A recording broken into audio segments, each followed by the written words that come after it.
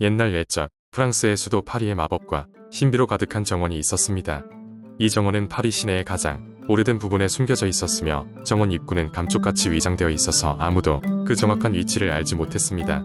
다만 전설에 따르면 달이 가득 찬 밤에 에펠탑의 그림자가 특별한 형태를 이루면 그곳으로 이어지는 길이 잠시 열리곤 한다고 전해졌습니다. 이 정원에서는 세상의 모든 가장 아름다운 꽃들이 피어나고 있었습니다. 색색의 장미와 진귀한 난초, 그리고 이름 모를 향기가 가득한 꽃들이 조화를 이루며 피어 있었습니다. 또한 이곳에는 말을 하는 동물과 노래하는 새, 그리고 빛나는 나비들이 가득했으며 이 마법의 생물들은 모두 정원의 신비를 수호하고 있었습니다. 정원 중앙에는 크리스탈처럼 반짝이는 호수가 있었고 그 호수 중앙에는 신비한 여신의 동상이 있었습니다. 전설에 따르면 이 여신은 파리의 부와 번영을 지키는 수호자였으며 정원의 평화를 유지하기 위해 매일 밤 달비단에서 춤을 추곤 했습니다. 그런데 어느 날 정원의 평화가 위협받기 시작했습니다. 외딴 마을에서 온 욕심 많은 마법사가 이 정원의 힘을 탐내기 시작한 것이었습니다. 그는 이 정원의 마법을 자신의 것으로 만들어 세상을 지배하려 했습니다. 마법사는 비밀리에 자신만의 주문을 만들어 정원을 장악할 계획을 세웠습니다. 정원의 생명체들은 이를 눈치채고 긴장하기 시작했고 여신 또한 깊은 잠에서 깨어났습니다. 여신은 정원의 모든 생명체를 소집하여 회의를 열었습니다.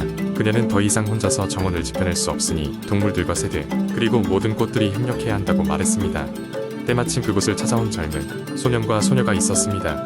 그들은 우연히 정원의 길을 발견하고 그곳에 오게 되었는데 여신은 이들을 자신들의 임무를 맡길 적임자로 여겼습니다.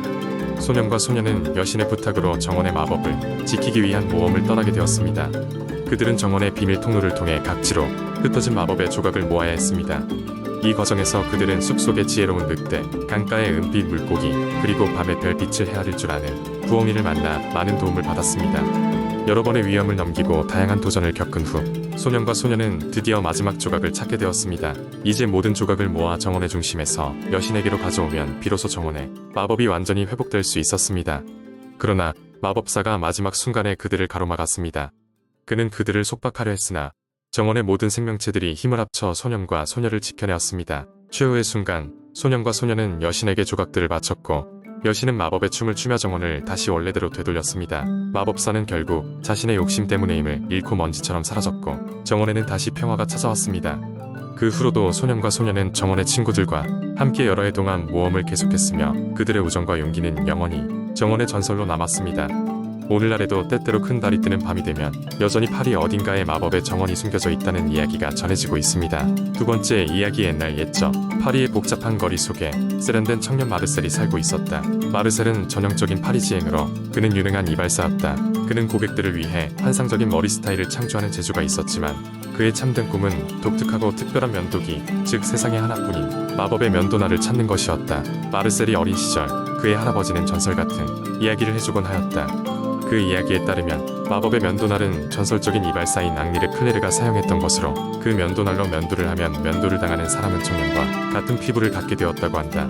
그러나 그 면도날은 누군가에 의해 은닉되어 세상 어디에도 그 흔적을 찾을 수 없게 되었다. 마르셀은 이 이야기에 매료되어 자신이 그 마법의 면도날을 발견해 유명한 이발사로서 이름을 날리겠다고 다짐했다. 그러던 어느 날 마르셀은 파리의 벼룩시장을 돌아다니던 중 누더기를 걸친 노인을 만났다. 그 노인은 매우 오래된 나무 상자를 가지고 있었고 그 상자에는 낡은 종이로 쌓여진 작은 면도날 하나가 있었다. 노인은 말했다. 젊은이, 내가 너에게 이 물건을 보여주는 것은 우연이 아니란다. 전애들은 초대장이 있어야만 이 물건을 가질 수 있단다. 마르셀은 그 초대장이 무엇인지 물었고 노인은 미소를 지으며 말했다. 초대장은 자신의 기술과 용기로 이루어진다는 면도날을 얻기 위해서는 충분한 자격이 필요하지. 그리고 나서 노인은 흔적도 없이 사라졌다. 그날 밤 마르셀은 꿈을 꿨다. 그는 꿈속에서 아름다운 정원에 서 있었고 그곳에서 많은 이발사들이 면도 기술 대결을 펼치고 있었다. 심판은 노인이었고 그는 마르셀이 특별한 기술을 발휘해야만 면도날의 주인이 될 수 있다고 말했다. 꿈에서 깨어난 마르셀은 결심했다. 그는 매일 각종 세련된 기술을 익히고 손님들을 위한 자신의 기술을 갈고 닦기로 했다. 마침내 그의 기술이 충분히 인정받을 만큼 성장하자 마르셀은 다시 벼룩시장으로 가서 그 노인을 기다렸다. 그리고 상자를 다시 보게 되었을 때 노인은 만족스러운 미소를 지으며 말했다. 이제 너는 이 면도날의 진짜 주인이라네. 그렇게 마르셀은 마법의 면도날을 손에 넣고 그의 면도 기술은 전설이 되었다. 그는 면도날의 비밀을 알고 있는 유일한 사람이었고 면도날은 그에게 남아있는 동안 그 누구에게도 그 비밀이 전해지지 않았다. 그의 이름은 전 세계의 이발사들 사이에서 최고로 널리 알려졌고 많은 사람들이 그의 기술과 성공을 따라 배우려 했다. 그러나 마르셀은 항상 겸손하게 늘 그의 할아버지의 이야기를 기억하며 그가 얼마나 노력했는지를 잊지 않겠다고 다짐했다. 결국 그는 파리에서 가장 존경받는 이발사로 자리 잡았으며 그의 전설은 오랫동안 사람들의 입에 오르내리게 되었다. 그리고 언젠가 마르셀의 시대가 끝났을 때 언젠가 또 다른 젊은 이발사가 그 마법의 면도날을 찾기 위해 그의 이야기를 쫓아가기 시작할 것이며 그의 이야기는 이렇게 계속 이어질 것이다. 세 번째 이야기. 옛날 옛적 프랑스의 작은 마을에 루스라는 소녀가 살고 있었습니다. 루스는 항상 하늘을 바라보며 자유롭게 떠돌아다니기를 꿈꿨습니다. 그녀는 학업을 돕기 위해 매일 아침 일찍 일어나 마을 책방에서 책을 빌려 보곤 했습니다. 어둡고 조용한 책방을 사랑했으며 그곳에서만큼은 그녀의 상상력이 꽃피웠습니다. 어느 날 루스는 책방의 구석에서 오래된 책 한 권을 발견했습니다. 책은 황금태의 장식이 되어 있었고 표지에는 마법의 종이배라는 제목이 써 있었습니다. 그녀는 얼른 책을 집어들고 세상에 없는 모험에 관한 이야기를 탐험하기 시작했습니다. 루스가 책의 중간쯤 읽었을 때 갑자기 한 장의 종이가 책 사이에서 빠져나왔습니다. 그것은 오래된 감촉의 두꺼운 종이였고 접혀 있어 배 모양을 이루고 있었습니다. 호기심 많은 루스는 종이배를 펼쳐보려 했지만 그것은 쉽게 펼쳐지지 않았습니다. 책방 주인의 눈치를 보던 루스는 마치 그것이 본래의 책의 일부인 듯 자연스럽게 종이배를 집어들고 집으로 가져갔습니다. 그날 밤 루스는 종이배를 자신의 책상 위에 놓고는 다른 생각에 잠겼습니다. 이 종이배는 도대체 어떤 비밀을 간직하고 있을까? 설레는 마음에 종이배를 가만히 굴려보던 그녀는 마침내 자기가 해야 할 일을 알 수 있었습니다.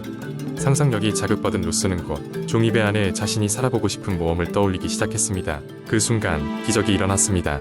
종이배가 부드럽게 빛나기 시작하더니 커지고 커져 방 한가득 배가 되었습니다. 황동으로 장식된 노아 반짝이는 돛대가 눈앞에 펼쳐졌습니다. 놀란 루스는 자연스럽게 배로 발을 옮겼고 배는 마치 그녀가 생각한 대로 그녀를 데리고 꿈속의 모험으로 출발했습니다.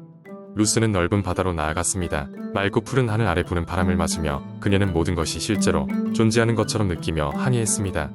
그녀는 용감한 해적과 교류하며 바다의 숨은 보물을 찾아 나섰습니다. 또한 신화 속의 괴물들과 맞서 싸우고 소외된 섬마을의 주민들과 친구가 되었습니다. 여정은 각각의 모험에서 배우는 교훈으로 가득했습니다. 루스는 이 모든 모험에서 그동안 자신이 알지 못했던 풍부한 세상을 접했습니다. 그녀는 이 상상의 모험 속에서 용기를 얻고 새로운 친구를 사귀며 문제 해결의 지혜를 쌓았습니다.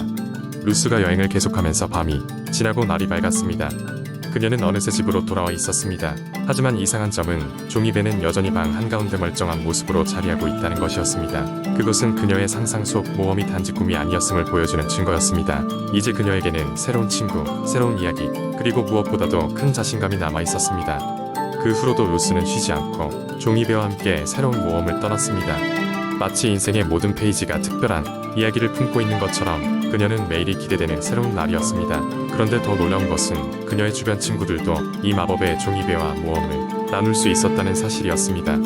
루스가 매일의 모험 후 돌아온 뒤 친구들은 그녀의 이야기에 감명을 받아 자신들만의 모험을 상상하며 함께 성장해 나가기 시작했습니다.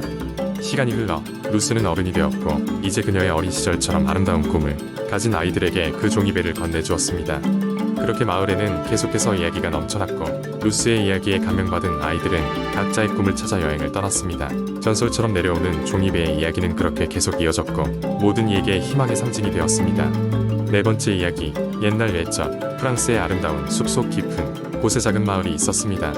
이 마을의 이름은 엘레루로 주민들은 매일같이 서로 돕고 사랑하며 평화로운 삶을 살았습니다.